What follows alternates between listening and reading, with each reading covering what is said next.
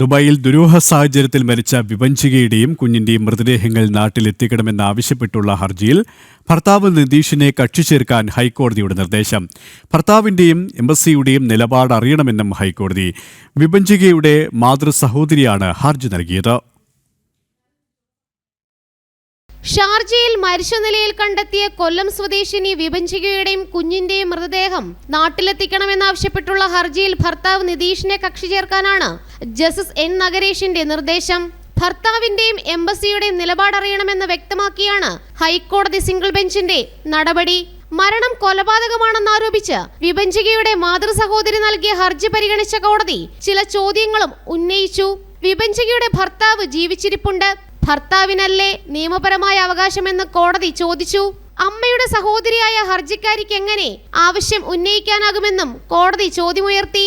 ഹർജി നാളെ ഹൈക്കോടതി വീണ്ടും പരിഗണിക്കും. വിഭഞ്ചികയുടെയും കുഞ്ഞിന്റെയും മരണം കൊലപാതകമെന്ന സംശയം ഉണ്ടെന്നും മൃതശരീരം നാട്ടിലെത്തിക്കാൻ ഇടപെടണമെന്നും ആവശ്യപ്പെട്ടാണ് ഹൈക്കോടതിയിലെ ഹർജി. ജനം, കൊച്ചി.